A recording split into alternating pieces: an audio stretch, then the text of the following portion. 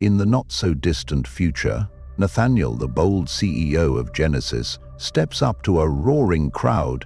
He announces a historic mission to colonize Mars because Earth is running out of time, and fast. He declares that humanity must escape its dying planet before it's too late. Their hope? A spacecraft called the Melon 61, carrying 6 brave astronauts, not just to visit Mars, but to live there and become the first citizens of an alien world. The crowd explodes with excitement. Then, the spotlight shifts to the 6 astronauts, led by the fearless Sarah Elliott. They walk on stage like legends and face a buzzing audience. Questions fly about the dangerous 4-year journey. Sarah speaks up, her voice steady. It's not just a mission. It's an honor.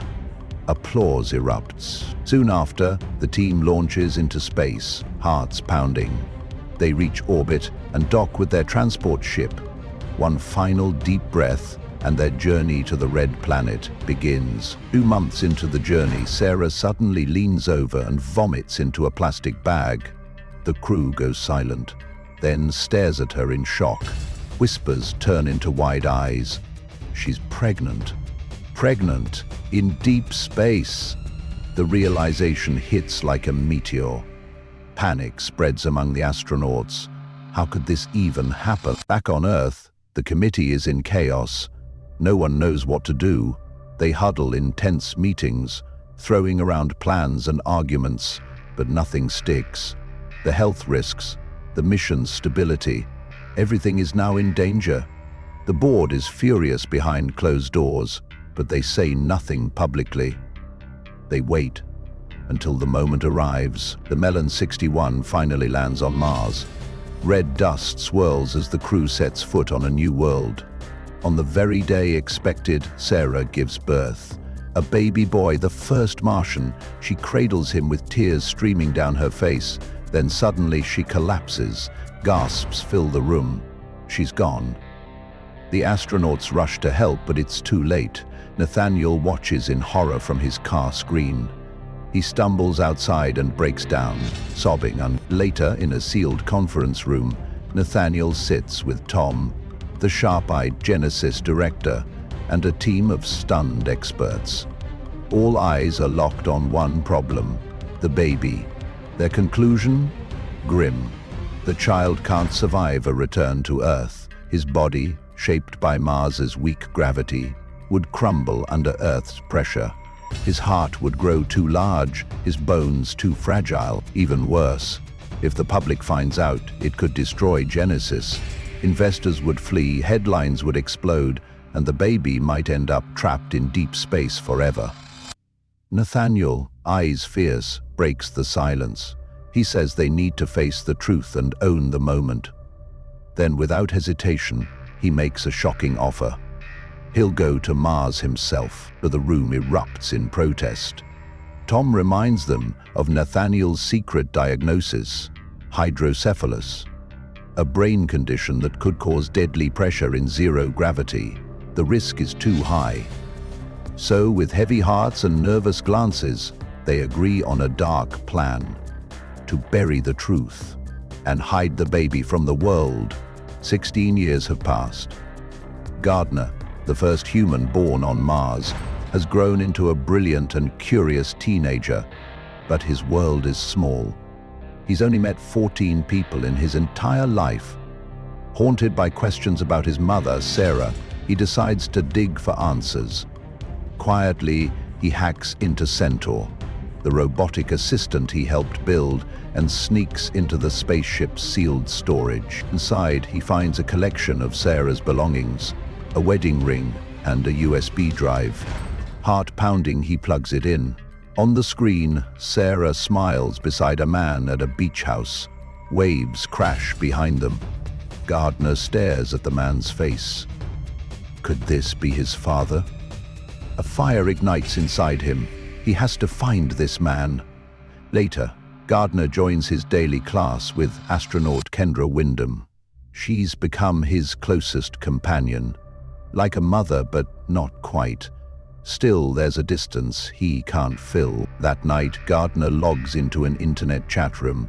He connects with Tulsa, a sharp, sarcastic girl from Colorado who bounces around in foster homes. They hit it off fast. Gardner tells her he's stuck in a penthouse because of a rare disease. Tulsa laughs and calls his story fake, but Gardner leans in and promises, "One day, I'll come see you." After school, Tulsi speeds through dusty roads on her motorcycle. She pulls up to her foster home and finds Chuck, her foster dad, passed out on the sofa. She jolts him awake, panicked. A sandstorm's coming fast. At the same time, light years away, Gardner is up to something reckless. Using a magnetic device embedded near his heart, he overrides security and slips out of the ship. The outside world calls to him. He heads straight to his mother's grave. Desperate for connection, the silence there crushes him. Suddenly, he jumps back into the rover and drives fast, too fast. The wheels lose grip. The vehicle flips violently. Gardner's oxygen tube rips loose. He gasps for air, fading, but just in time, Kendra storms in and pulls him from the wreckage. Back on the ship, she's furious. She yells at him, scared and angry, but Gardner brushes her off coldly. "You wouldn't understand." Kendra fires up a video call to Nathaniel and Tom, her voice trembling with urgency. She tells them Gardner isn't just smart, he's brilliant. She pleads with them, let him go to Earth. But Nathaniel shuts her down. The risks are massive. Gardner would need a dangerous surgery to strengthen his fragile Mars-born bones, followed by intense pressure training to survive Earth's gravity. Still, Gardner doesn't hesitate. He says yes. The surgery is brutal, recovery is slow, but he fights through it all. Finally, fully trained and ready, Gardner boards a space shuttle to Earth, joined by Kendra and a team of astronauts. As the launch countdown begins, Gardner sends Tulsa a message. "I'm coming to meet you," but the moment the shuttle arrives, chaos erupts. Nathaniel discovers Gardner is aboard and storms into Tom's office, furious. Tom had kept it secret. Now the truth's out. Red-faced and raging, Nathaniel races to NASA. Inside quarantine, Gardner lies hooked to machines, his body under constant testing. Nathaniel visits, shaken. The tension melts as they talk, sharing their favorite things about Mars and Earth. Two worlds, two hearts, finally face to face. After Kendra visits him at the NASA facility, Gardner hears the worst news. They still need more tests to find out if his body can handle Earth. He's had enough. Furious and heartbroken, he decides to escape. He slips away, swipes clothes from a locker, and climbs onto the back of a truck, determined to find Tulsa. As he rides through the open world, everything is new and it's beautiful. Gardner nearly gets hit by a speeding car, but even the danger feels thrilling. He talks to strangers with wide-eyed wonder, runs through puddles, and feels the rain pour down on his face. For the first time in his life, he feels alive. While walking along the road, he crosses paths with a quirky man named Waldo. They swap sunglasses and a smile. Waldo points him toward the nearest bus to Colorado. No hesitation, Gardner climbs aboard, heart pounding. Meanwhile, Nathaniel and Kendra scramble to find him. Their search leads them to Tulsa's trail. In just 12 years, she's bounced through 5 foster homes. A girl who's never had a place to land. Until now. Gardner finally steps into Tulsa's high school, heart racing. In the hallway, he spots her at her locker and calls her name. Tulsa turns, stunned. Then, smack, she slaps him across the face. "Why did you ghost me?" she snaps. Gardner fumbles for words, saying he was on a trip. Tulsa scoffs. "What kind of trip stops you from texting?" Gardner's eyes plead with hers. He says it was a very specific kind of travel, and he'd never choose to leave her behind. He explains that he's risked everything just to find her. Tulsa doesn't respond. She mutters that she's late for class and tells him, "Don't move." Moments later, while Tulsa sits in class, Gardner suddenly walks in. The teacher glances at him, assumes he's a new transfer student, and tells him to take a seat. Then comes a question. Gardner answers with ease. The entire class claps in surprise. Without warning, Gardner stands up and slams his hand on the emergency wash button. Water bursts out, drenching him completely. His wide grin says it all. He's really here. After class, Tulsa corners Gardner with questions. Her eyes sharp.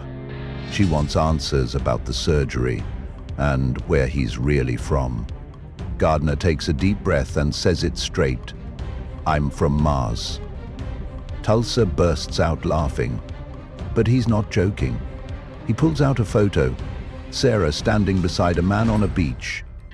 Gardner shares his story, voice trembling, and asks Tulsa to help him find his father. Without hesitation, she nods.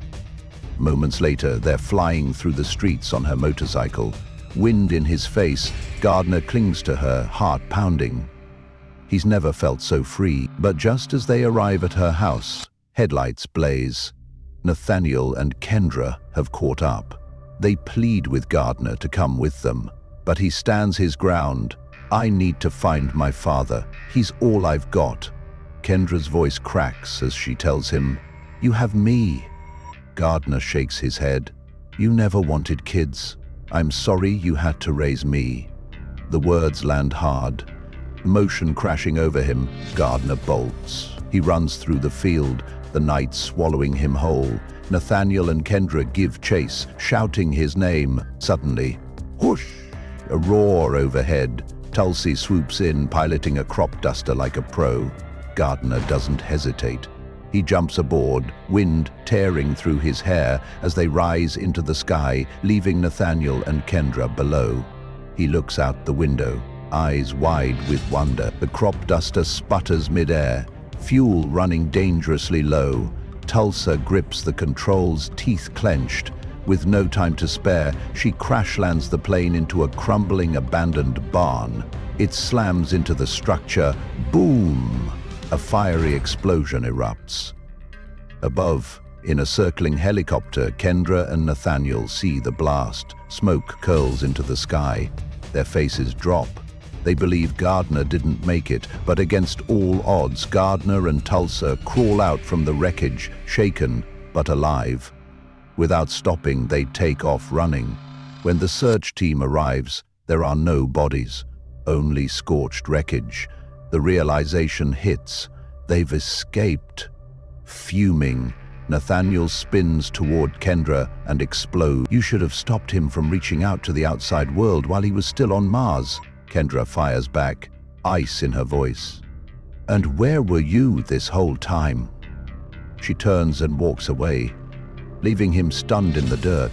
Meanwhile, Tulsa and Gardner steal a beat-up car and hit the road. They race away from everything, off the grid. During the drive, Tulsa presses him for answers. Who's Nathaniel? What's East Texas? Why Kendra?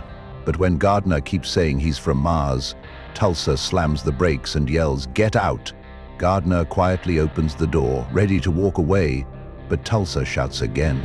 Not out of anger, but pain. "I hate being lied to." Gardner turns, face raw and honest. He tells her he's not lying. "I know people have lied to you, and I'm sorry for every single one of them," he says. "But I'm not one of them." Her eyes soften.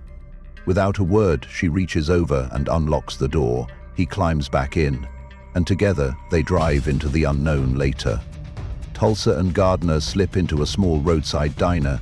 Their eyes dart around. They borrow a stranger's tablet and dive into their search. Every second matters. Gardner clutches the wedding ring he found among his mother's things. There's something engraved on it, a clue. They follow the trail and uncover the name of a shaman.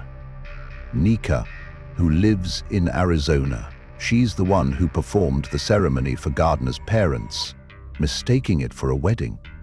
Gardner's breath catches. He's finally getting close, but before the moment sinks in, danger strikes. Local cops walk through the door, looking around. Gardner freezes. Tulsa grabs his arm. Without thinking, they bolt out the back door, vanishing before they're caught. Meanwhile, miles away, Nathaniel and Kendra are combing through public locations, looking for teens matching Gardner's profile. They finally spot two. Hearts racing. But when they get closer, it's not them. Another dead end. That's when something breaks in Nathaniel. He turns away, eyes glossy, and shakes his head. Kendra steps in, trying to calm him, but he crumbles. "I gave up on him years ago," he mutters. "I'd never even seen his face." The guilt spills out, raw and crushing. "Now that I can't live with what I did. I have to fix it. I need to make it right." Suddenly, Kendra's phone rings. Her face goes pale. The lab just confirmed Gardner's blood has high troponin levels, a dangerous sign. Nathaniel grabs the phone and his tone shifts to alarm. Elevated troponin means one thing: Gardner's heart is enlarged. His body can't handle Earth's gravity much longer. Every moment he stays pushes him closer to death. Nathaniel insists they must find him and return him to Mars immediately. Time is slipping away. But while the danger looms, Gardner and Tulsa are lost in their own little world. They stop at a roadside store, laughing, carefree. Gardner grabs some clothes and heads to the bathroom to change. When he steps out, he sees Tulsa at a keyboard, softly playing a tune. She's wearing a new blue dress. For a second, everything stops. Gardner stares, breathless. "You look beautiful," he says. His smile says it all. They leave the store with sleeping bags slung over their shoulders, hearts full, back on the search. The heat is turning up. Authorities track down CCTV footage from a supermarket parking lot. Gardner and Tulsa spotted at last. Out on the open road, Gardner's behind the wheel. Tulsa laughs as she teaches him how to drive. Mid-lesson, he looks at her and says it again. "You're beautiful." She's caught off guard by his honesty, stunned by how easily the words fall from him. That night, they find a quiet clearing. Under a blanket of stars, the tension melts away. They kiss and slowly they grow closer, the night wrapping them in warmth and wonder. The next morning, a mysterious man spots Tulsa and Gardner. He's a follower of Shaman Nika. Without asking questions, he brings them straight to the shaman. Nika agrees to help, sensing the urgency in Gardner's voice.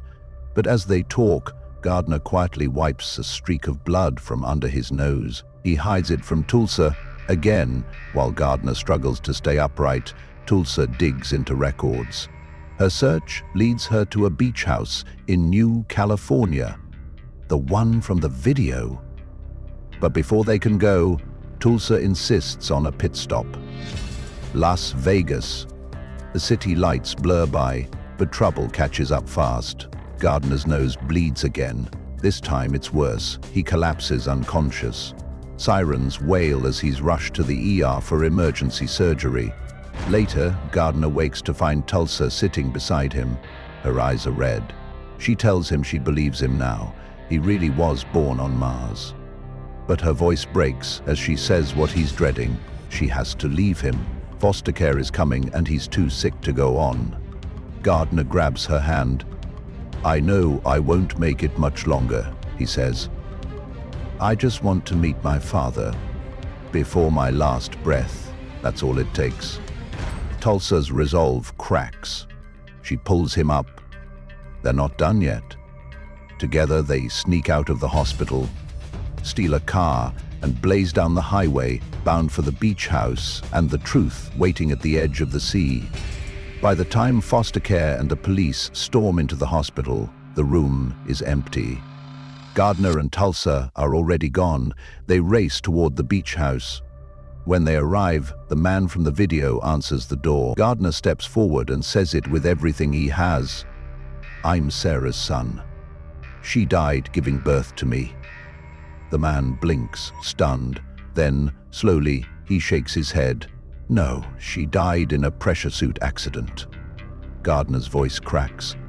"I'm her son," but the man steps back and threatens to call the police. Tulsa grabs the phone from his hand and stares him down. The man softens, then drops the truth. I'm not his father. I'm Sarah's brother. Tulsa turns, heart racing. Where's Gardner? She runs through the house, yelling his name. Panic builds until she spots him, down by the crashing waves. He's slumped on the sand, barely able to lift his head. When she reaches him, he looks up.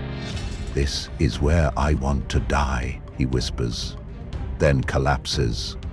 Tulsa screams his name and grabs his arms, trying to drag him to safety. But his body is too heavy, her arms shake with effort, tears streaming down her face. Suddenly, a gust of wind from above. A helicopter. Nathaniel leans over Gardner's lifeless body, pounding his chest.